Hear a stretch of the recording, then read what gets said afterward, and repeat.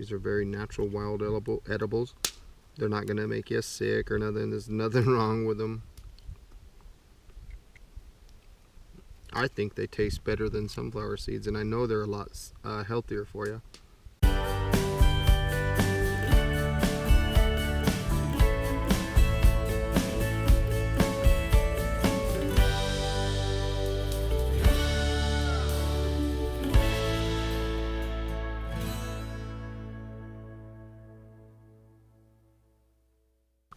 I'm about to expose one.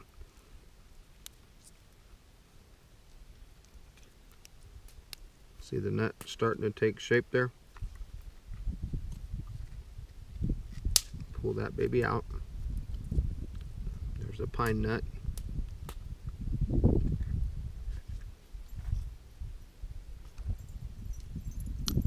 Just crack it. Open it up.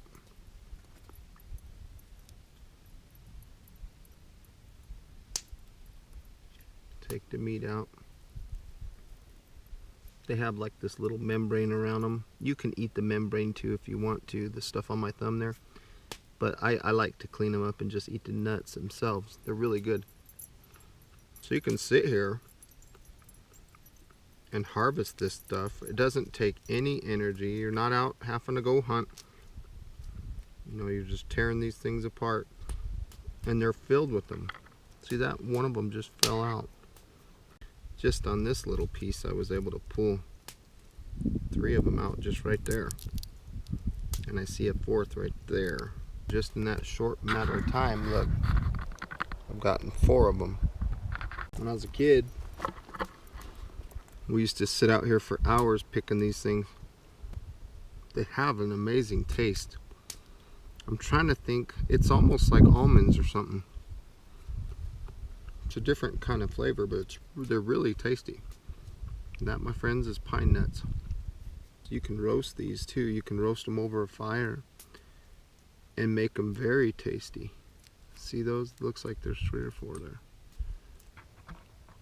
2, 4, 6, 8, 10, 11 pieces. Just from that one pine cone. So I take those, put them in my pocket, and then I try to find another one. And this one has worms in it. See that? This one has grubs.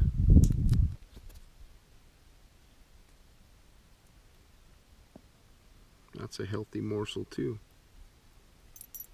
But I'm not that hungry today, folks. I'm sticking to pine nuts. Hey, quit throwing dirt on me. My dog's digging a bed over here. I found a pine cone that looks like nothing, but then looking deeper, look, that one I cracked myself. Let's see what we got there. There's one right there. That one's fully intact. That's a good one.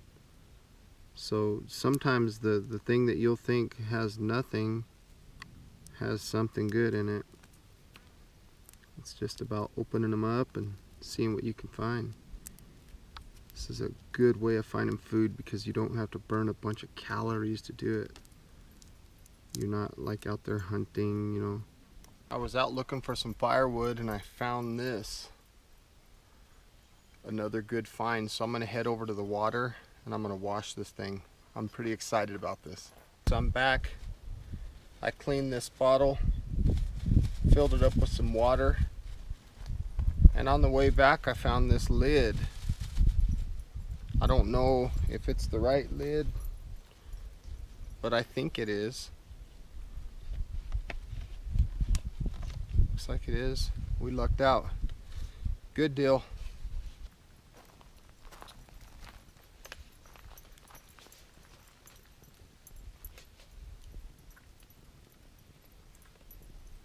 Looks like we have some boiled water here.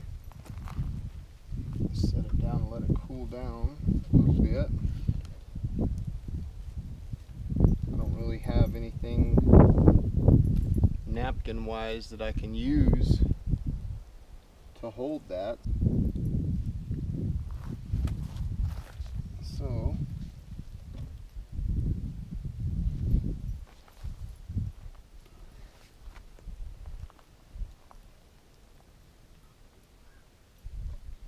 pour this water into this container.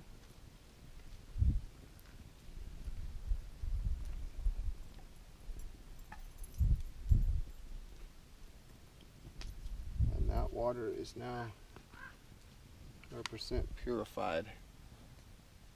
There's the first batch of boiled water. You can see it's a little discolored, but that's okay, it's purified. This water that's in this plastic container is still very, very hot. It's kind of making this container a different shape. I'm going to pour it into this glass bottle because I want to keep this container for gathering water. So this is really hot to the touch.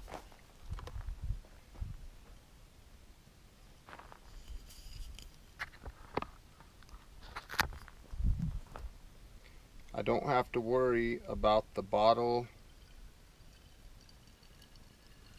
being dirty or anything like that because of the temperature. The water is so hot as I put it in. It's, for the lack of a better term, it's cleaning this bottle as it goes in there. So it's purifying this bottle, if you will. So let's check out these solar stills. See how they're doing. When you get condensation like that on there, it's a good idea to kind of tap it. What it does is it lets the water flow downward, and if you can tell by this one, we've got maybe a teaspoon of water, if that. And these have been sitting here for about, I would say, 2 or 3 hours. So like I mentioned earlier, the amount of water you get is very minimal, but nonetheless you are producing water. So I'm sitting here and I'm thinking about, you know, shelter. I've got water purifying over the fire, and yeah, shelter's on my mind. So I'm looking over across the way over here because when I'm thinking about shelter, I'm thinking about a good location for that shelter. I don't want to just pop up anywhere. So I'm thinking this little area right here between those 2 trees right there, I think that would make a good area for shelter, right inside here. It's a nice covered area. I'm looking at the ground. I don't see a lot of ants or anything like that. There's a cactus over there. I can remove that. But yeah, I think right here is going to be my spot. Right here. So I'm going to get to working on that. Between these 2 trees, what my plan is to take some of this string. I'm going to tie a large bowline on one end, and my objective is to make like a small ridge line right here. So let's get that bowline tied. I want the bowline large enough that I can pass this spool of string through. So I can go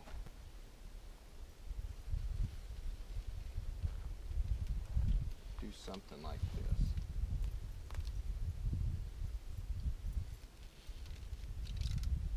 Now this is really thin string, but I still think it'll work. So I got something like that.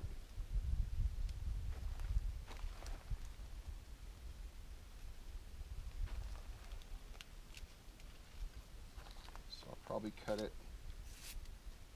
about right there. So what I want to do is I want to make a small slip knot right here.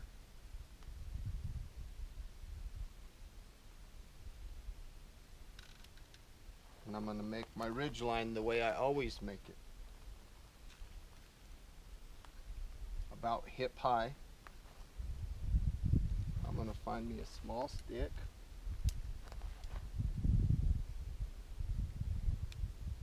There we go. That'll be my small ridge line. Now let's take a look at these trash bags and see what they look like. These are 30-gallon trash bags, so they should be a pretty decent size.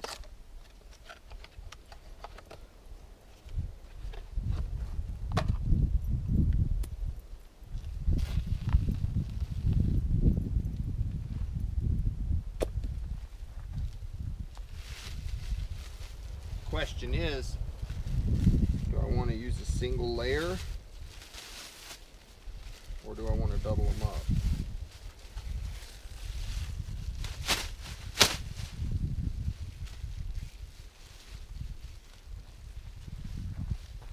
I'm thinking a single layer just like this.